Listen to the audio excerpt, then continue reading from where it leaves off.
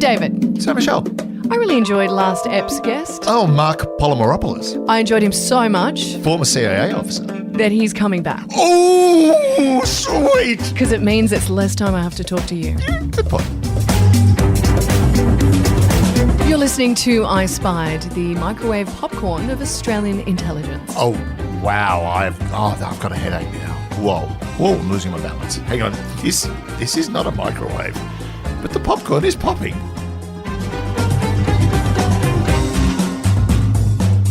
Hello and welcome to I Spied. My name's Michelle Stevenson. I'm here with David Callan, and we're sticking around with CIA agent. Yeah. Former CIA agent. Marc Polymeropoulos. See, I like to let David say your name because I feel like he gets it right every single time.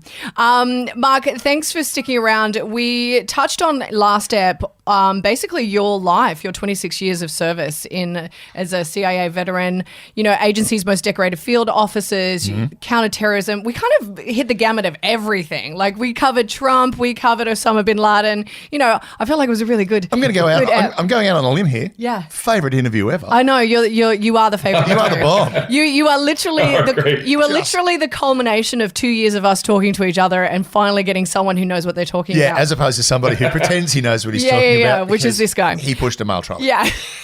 So what we really want to get stuck into is Havana Syndrome. So why don't you explain exactly what it is? Because I didn't know much about it before we were coming to interview you. Here's an idea. Okay. Why don't you tell us what happened to you? Sure. And we'll go from there. Sure. So, I can do, a couple things. First of all, I just want to kind of throw out one thing there because, you all are being very kind, but, I worked with a whole bunch of heroes. I certainly wasn't better than any of my colleagues. So I just want to kind of make that great. I have a whole bunch of fancy hardware. If you ever come to the States, I'll take you down in my basement. You can see the, I love me wall like we all have. You literally, David's literally booking a flight as we speak. I've got to go to the States for a wedding next year. I am definitely going to be going over to the East Coast. Stop by. But it's important to note that I was I'm not special. I was no different than really kind of the other great Americans, who kind of do the same thing in the shadows. And you do it. You do this job where you're never going to get a pat on the head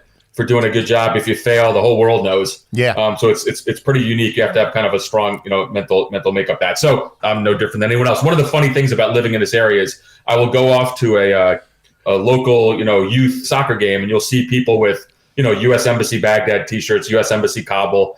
This is, kind of a CIA central here, and everybody looks the same. They're going to. I still mow my lawn. I do my own yard work. Nothing special. My kids make fun of me all the time. I do a lot of stuff in the media. When I do stuff in the media, my kids call me up and say, "Dad, you talk too fast, or you look funny, or your eyebrows move too much." And so I have a huge dose of humility. So it's not just my kids. No, thank God. Yeah, don't worry. Yeah. My son does not care when I'm on TV. No, he literally does not pay attention. I am not cool. So, the only time he thinks I'm cool is when someone else says I'm cool, and he goes, "Oh yeah, maybe she is." Oh, yeah, she's all right. Yeah. That's right. There you go. My kids like when I bring home. I brought home to our house, Navy SEALs and Delta Force operators and Arab princes. I've had the most eclectic group come, so that's when they like it. They meet other people, not me. I'm just dad. But okay, so Havana Syndrome. So this is something that's harder for me to talk about because this is what led to the end of my career. And I retired when I was 50 in July of 2019.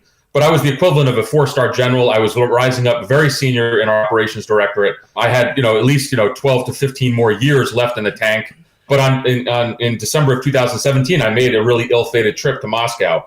At the time, I was the deputy operations chief for what we call Europe and Eurasia. So responsible for operations everywhere from, Ireland all the way to the farthest time zone of Russia. And as I said before, primarily devoted to countering Russian influence, Russian activities on the European continent and working with our liaison partners as well. People always like, you're spying in Europe. Well, I said, no. I was in charge of operations in Europe, but most of this was designed to assist our European partners in countering Russia. And so I made a trip to Moscow for a very simple reason, as I was a career counterterrorism center officer, career Middle East officer, and just for kind of credibility's sake, I was put in this job. I said, I have to go visit the embassy there. There was an ambassador there, John Huntsman, who was a very kind of senior statesman in the U.S. government. Had been governors of Utah. He was the ambassador in Beijing, and now he's ambassador in Moscow. So I wanted to talk to him. Again, I wanted to get a feel. We call it area familiarization. So I was going to spend 10 days in both Moscow and St. Petersburg, visit the embassy, visit the consulate. But early on in the trip, I woke up with a start in the middle of the night, and I had just waves of nausea and vertigo. The room is absolutely spinning. I had a splitting migraine, and I had tinnitus ringing in my ears. Something was happening to me, and it was terrifying. And again, as I noted before, I'd been in conflict zones for years and years. I've been subject to getting shot at numerous times. Certainly put my life at risk, but this was a terrifying moment. Something was absolutely happening to me, and that really started a journey, which where eventually I had to retire. But by the time I came back to the States, I lost my long distance vision. I had cognitive issues. I couldn't drive. I had splitting headaches at a significant level where I couldn't concentrate. Even to this day, this is years later, I've had a headache every day for 4+ years.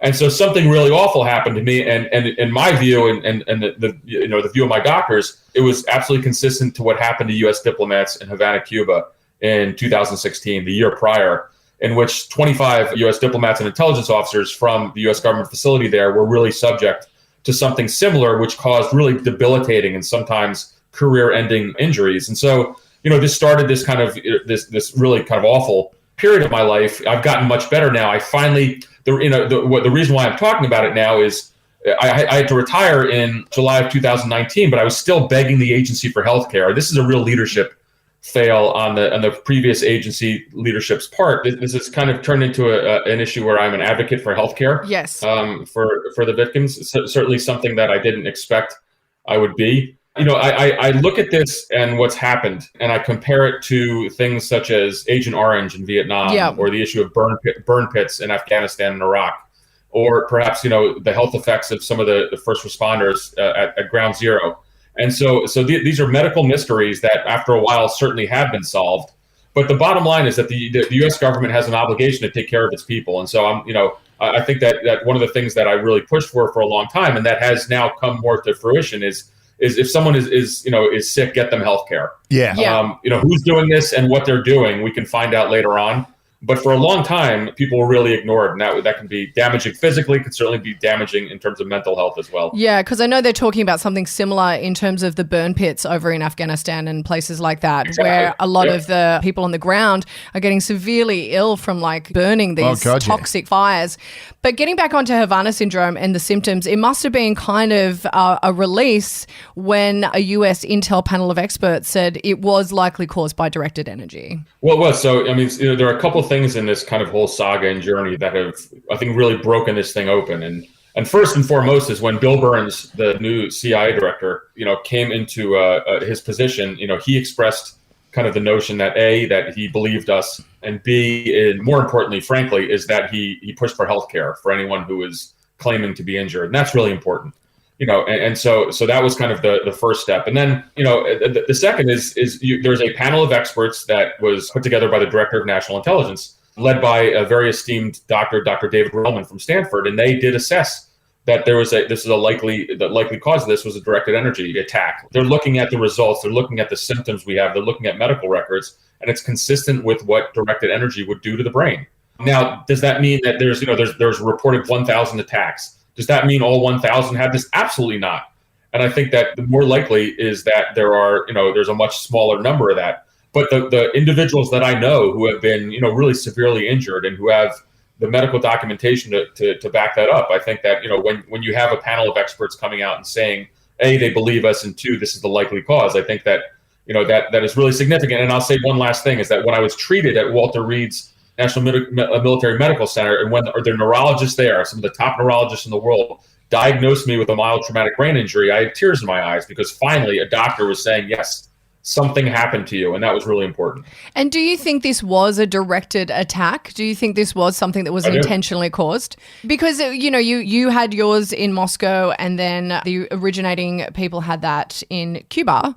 So where is I just want to know where the connection is there. Well, to me, the connection is, so first of all, the Russia had every reason to kind of torpedo U.S.-Cuban relations, which were exploding at the time. Okay. So to me, that makes a lot of sense. But look, I certainly am not in the government anymore. I'm not privy to the results of any investigations. But the officers that I know that have been affected by this had one commonality and one commonality only. That was they were working against a Russian target.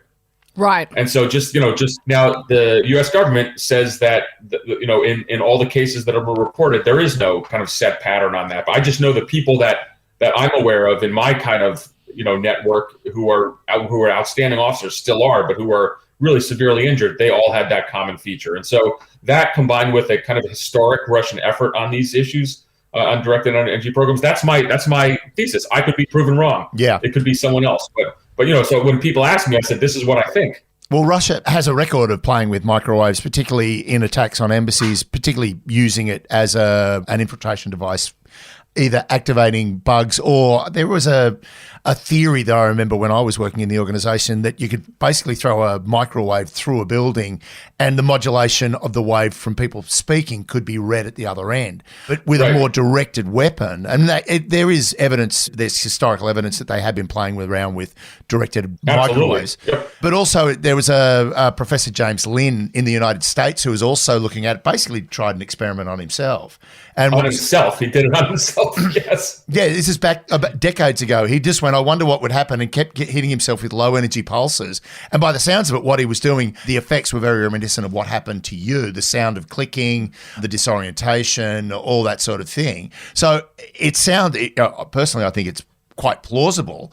But the problem being, how to combat something like this? Right, exactly. And so, I think the absence of evidence does not mean that it has not occurred. I mean, I think that's something that and I think the intelligence community, so here's where we are now in the investigation. And, look, I'm in a bit of a difficult spot now because, despite the fact that I really do believe in the mission of the CIA, and I thought we did a lot of good in my career, I think on this issue they've performed quite poorly. And so, I'm not necessarily welcomed in the halls of Langley all the time. I still go there. I will see the director every once in a while, but I have a strained relationship because I don't think they are investigating this properly. And, again, the absence of evidence doesn't mean that this has not occurred. And so, it took us 10 years to find Osama bin Laden. Yeah. I mean, literally, and he was sitting outside at the West Point of Pakistan, basically in earshot of the Pakistani Military Training Academy. So, I think that, as we've had this investigation ongoing for just a small amount of time, we have to keep going. But here's what it comes down to all the time. I was a highly functioning kind of blunt instrument, or maybe precise instrument of the U.S. government at the time when, I was affected by this. Something terrible happened to me in Moscow. And so, this can't be psychogenic. I'm not making it up. There's nothing pre-existing in my background. And that's very similar to a lot of my other colleagues who were really highly functioning intelligence operators, who had the most advanced surveillance detection training, who had been in the toughest spots. And all of a sudden something happened at an event where they felt a blast wave, a noise, something really significant. How that's something that's in our heads, or we're making it up, or we're a bunch of UFO chasers. I mean, that to me is almost insulting. And so that's what I kind of come back to. Do I know, have we caught the Russians with the device outside our hotel room? No, we have not. And we have to be very clear on that. I think there's a lot of circumstantial evidence that has been collected in terms of Russian complicity, but the investigation has to still continue. If someone comes to me one day and says, it was, you were poisoned, or it was the Chinese or the Iranians, I would say, thank you for finally finding out what it was, but something happened. Yeah, I think what's so interesting to me about this is the lack of concern, because for me, I would think that, if this is something that is going on, what's to stop a bigger attack from happening? Well, and so here's a big concern. It certainly kind of raised last year when, during the visit of the Vice President Kamala Harris to Vietnam, a member of the U.S. Embassy in Hanoi was affected by this, and affected quite seriously. And so I think that kind of gave everyone some pause, because it's not only someone serving in a diplomatic post overseas, but it's also on the margins of a VIP trip. Yeah. So I would imagine that protective details of our VIPs, whether it's the Secret Service or diplomatic security or others, are concerned about this. But at the same time, and now, and this is my theory, I think there's also been an effort to downplay this pretty significantly by the U.S. government, because they don't want to have any kind of panic. Look, they have to get officers to deploy. Yeah. The U.S. State Department, the CIA, is a forward-facing organization. We don't ever withdraw from a country. We're always out in the field somewhere. And if there's a notion that people are unsafe, I think that's going to hurt people's desire to serve. And so in my sense, I think the agency at this point is downplaying this for those reasons. But again, I worry about the safety of our personnel in the future. And I'll say one last piece. And again, I have no access to the current investigation. But it seems to me we haven't heard much of attacks overseas since February 24th. What is February 24th? It's the day Russia invaded Ukraine.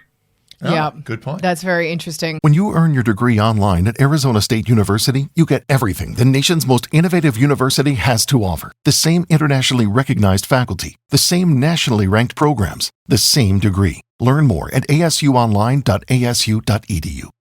So with something like this, I mean, it was the way that you ended your career with the CIA. I mean, that's got to be tough, right? You've spent 26 years kind of building this incredible career with the organization, and to go out on something like this, that would have been tough on you mentally. Well, so there's two parts of it. One is it's a silent wound. Yep. You know, if you can see the background as I'm filming this, if you see that there's a painting that I made at Walter Reed. It's in art therapy. Do you see in the background? It's a black canvas. Yep. There's kind of a red splotch on it. So, you know, we always nicknamed that there's a whole bunch of us who are being treated there for the same issue, but we nicknamed that the gunshot. And that's the notion that we wish we had been shot. Yep. I wish I had a tangible injury that would not be questioned by anyone. I wish there was a gunshot wound. Yeah. Because first of all, you know how to fix it, and then and people understood it happened. And so there's a mental health side of this kind of, you know, with this kind of mysterious ailment or injury. But the other part is as follows. And, you know, there's a pact you make with an organization like the CIA, and that I will, you know, I promise to, you know, lawfully under the U.S. Constitution, but carry out some pretty unique activities. You know, I'll just say that over my 26 career in some pretty dark places around the world. But in return, I always had the notion that the agency would have my back if I ever got jammed up, if I ever needed health care. And in this case, they didn't. And there's a moral injury on that, too. And look, I've had a lot of, I've met with a lot of psychologists and psychiatrists. There's been some serious mental health challenges I've had because it's an organization that I gave everything to. And at the time of need, they abandoned me. Now things are better now. And I did get health care. And the best care I got was from a Marine Corps chaplain called Chappie. This is a grizzled old Marine. And he said, you know, Mark, I kind of equate your relationship with the CIA that you had a divorce. But you know, perhaps, you know, there's going to be some, not reconciliation, but you'll kind of come to a place where, you know, maybe you can talk to each other. Yeah. And I think that's kind of, but at the same time, it's an organization I deeply believe in. I think it's indispensable for national security. I've given a lot of interviews like this. I gave one to CNN one time, and the CNN journalist, the correspondent, at the end of it, she had tears in her eyes, and she said, "How do you still like that place?" But the answer is because I do believe in their mission. I just think that in this case, they didn't take care of its people. And that's something that has to be rectified. And I'm sure that that's something that will eventually get rectified the more that they investigate and find out and work out that, you know, this is something that they need to take care of. And I would just say, I mean, in that whole idea, I remember after leaving ASIO, I had a lot of people say, "You must have really hated the place." No, I don't. I still bear it no ill will or animosity because I believe in the mission, as you say. I mean, but for you at the moment, it's that awkward Thanksgiving dinner where you don't really know what to say for the first 10 minutes and then you ease into the conversation, I suppose. It's that awkward family gathering. I'm going back to the building at the end of the week. You know, there's an award ceremony I'm going to for a colleague. Mm-hmm. I've been invited back. It's a little awkward. It's strange sometimes, but, you know, it just is where it is. You know, this is just the one thing about our organization, and it's something that has to be fixed. But I think it's not uncommon in many elements of U.S. government. Somehow it feels like that when you know, people who depart, even after a long career, they do so sometimes with a bitter taste in their mouth.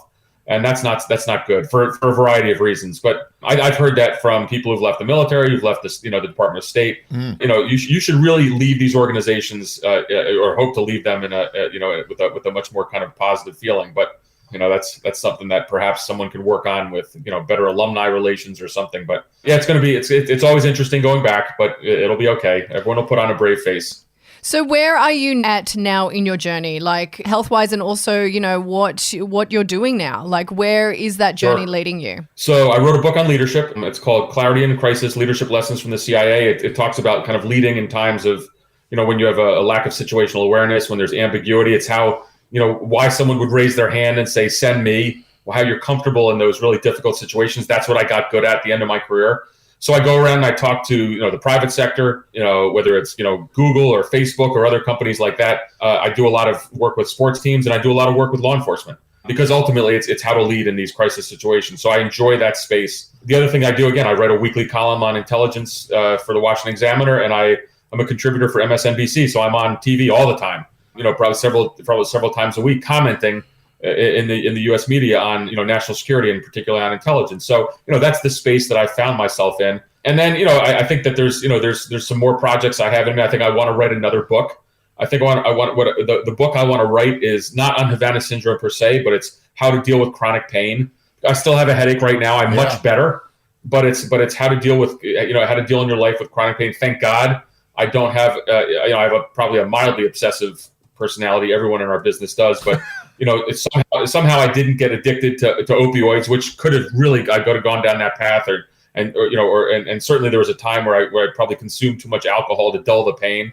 But I've kind of conquered that now, and so it's the idea of how to live with chronic pain. I think would be a good lesson for others because it's such a problem in our society now. So I have some projects kind of ahead of me, and my son's playing baseball in college, and so I get to kind of travel around and see him play. And but the headaches are still there with me, and for example, I'm still wary of taking a trip outside of the United States just because a 10-hour plane ride. Yeah, I think with the pressure might not be a great idea. So I'm still getting treatment. So hopefully things get better. Yeah, it's kind of similar to what a lot of people are talking about with Lyme disease. Exactly. And like there are even these weird links, people linking it to a coronavirus, a novel coronavirus as well. Yeah. So there's some interesting stuff coming out about Lyme disease and whether that was intentional, and some really fascinating stuff. And like in the beginning, people didn't believe that they had this sickness, and now they're saying, yep, it actually does exist. So imagine. Let me tell you. So on that note, it's really important. My wife had Lyme disease, and she really suffered from it, and was for about 6 months was really almost incapacitated. This was years ago, but she beat it, and she beat it with a lot of kind of new age medicines and some alternative therapies. She's been a tremendous inspiration to me because it was very similar going to doctors and saying, you don't have this. But then finding the right set of doctors who actually say, no, actually you do, and here's how you're going to beat this. And so she's been a tremendous source of strength and inspiration because there are some similarities there. Yeah, that's crazy.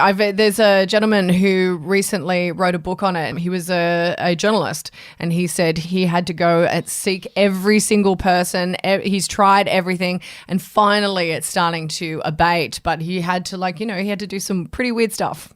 Electromagnetic therapy, all of that kind of stuff. Sure. But, look, I'm conscious of time, and you've just been an excellent guest. I could talk to you for hours and hours and hours. But I guess I just want to get your take briefly on Ukraine and Russia. Where do you think, I know we tapped on this briefly when we spoke to you last ep, but where do you think it's going to end? Because I know basically David reckons the Chinese are going, like if Putin is out, because eventually I believe Putin's generals are going to have to take him out because something's going to have to be done. And David believes that China will want to step in there. I think they've got a little bit of control going on. Let's have a bit of fun. What do you think is the end game here, and how's it going to end? Well, first and foremost, I'm going to give you the kind of the age-old response from an intelligence officer, and that it depends. Yeah. Yeah. That's the cop-out. But here's where I see this now. So first and foremost, Vladimir Putin made a massive miscalculation. Yep. It's clear, and one of the most inspiring things I've seen in my entire life is kind of the fighting spirit and the will of the Ukrainian people. As I like to say to Michelle, whenever we talk about the Ukraine, is never cross a comedian, because their president's a comedian. And that's right. You got to have balls. To be a comedian, you got to have balls, and that guy's got cojones the size of the Ukraine. He's a comedian who is turned into Winston Churchill. Yeah, it's pretty extraordinary. And so where we are now is that Ukraine is winning. Now they're doing so because of the incredible spirit and the fight of the Ukrainian people, coupled with the assistance from the West. And I think the Biden administration has been fantastic in leading the way. And the more advanced weapon systems that get there, the better. You throw that into a corrupt Russian military and intelligence service, and Vladimir Putin is losing and is going to lose. Yeah, the Russian military is broken. And so, one of the things that I talk about, and again, I go back to my street case officer time, so we can sit here and do all the armchair quarterbacking and talk about all big picture about we should pressure Zelensky to sue for peace and let the Russians have a little bit of territory. I don't think so at all. And let me tell you why. Because if I'm not retired right now, I'm in Ukraine. And I'm with my Ukrainian brothers and sisters in their intelligence and special operations forces. And the only thing I'm doing every day is figuring out how to kill as many Russians as possible. That's it. Body bags is our metric. And the nerve I would have if I'd say, hey, by the way, you're doing so well, we don't want to humiliate Putin, so we're going to ask you to stop now. Never mind that the Russians have raped, murdered, killed your entire family, villages, people you know. Never mind the war crimes. Never mind that the territory that Russia holds is yours. It's Ukrainian territory. We're going to ask you to stand down now. That to me is total bullshit, frankly. And that's what you hear coming a lot out of, some think tanks and some academics and some policymakers. I think we have room to keep going. I think Putin's nuclear rhetoric is just a bluff. The intelligence community, the U.S. intelligence, Western intelligence is going to be laser focused on kind of the Russian tactical nuclear inventory, which air, sea, land-based systems. We see no movement in them. And so I think there's a lot of space to really kind of, keep the Ukrainian boot on Russia's neck. And, look, this goes down to, maybe my old kind of schoolyard roots, but, if you got a bully down, so a bully who's been hurting you for a long time, but if you punch him in the face, you got him down, you keep going. Yeah. Keep driving. And so I think eventually there's only one person who can end this war, and that's Putin, and that's when he's going to ultimately withdraw. One of the things that I think has been extraordinary is this mobilization of 300,000, which I don't think is actually accurate. I think it's much more. The popular discontent in Russia is rising at a staggering level, and body bags haven't even come home yet. And you're going to send poorly equipped, poorly trained conscripts or whoever they've drafted, and I think it's more than 300,000, and they're going to get killed very quickly. Yeah. And I think the popular sentiment in Russia is going to turn very quickly against this war. So I think we keep going. I know the West can't get wobbly. The Biden administration certainly is not. And at the end of the day, this also matters. I think, China's watching, obviously the whole issue with China and Taiwan. And so there's kind of even bigger strategic aspects to this. But I would advocate. I was on TV this morning, kind of howling about this. Don't fall for Putin's the rhetoric. Call his bluff. Keep going. Yep. Yeah, it's interesting. When we started this podcast 2 years ago, it kind of started out as just a little bit of David talking about his time in ASIO and us joking about it. Sleeping with the CIA. Yeah. That was such a... and look, she was really nice. It was a big mistake. I didn't even know. Well, she counts it as a mistake. Yeah. We know that for a fact. But we, in the 2 years we've been doing this, the shape of the world and the global security and what has happened and COVID and everything else, it's changed. The landscape has changed dramatically in 2 years. We, every week we have something to talk about, something new, whether it's cyber terrorism, whether it's Ukraine, it's just, and China and Taiwan. There's so much going on at the moment. I just feel like there's this frenetic global energy, and I'm wondering if it's ever going to dissipate. That's right. And we haven't even talked about Iran and what's happening with the women's movement in Iran now, which is extraordinary. Yeah, and that's something I really do want to talk about as well. Mark, thank you so much. Sure. You have been exceptional to talk to, and I could spend another 2 hours. Favorite guest ever. Sorry, Matt Bevan and Ferg. All right, there you go. Thank you so much, Mark. And good luck with your journey moving forward with the headaches and Havana Syndrome and all of that. And I hope you get respite, and I hope everything good comes your way with that, because I just feel like that is something I know that anyone who has gone through a silent illness, it would just be really devastating and hard. And remember, if you make it down under, I've got a cricket match you've got to go and see. Yeah. Thanks so much. Appreciate it. Thank you. It was a pleasure to be on. Thank you. Lovely to meet you. Bye. Bye. Okay, so what have we learnt today? With Mark, we learnt so much. Don't travel. Don't travel to Moscow. Microwaves, not so good. Stay away from them. Do not be a member of the CIA anywhere overseas at the moment. No, it's really tough. But apparently, Ukraine sorting it all out. Well, we're on it. Mark and we got it covered. Well, I'm so glad we had him on, and I don't know what it is we're going to talk about next step. I'll think of something. Okay.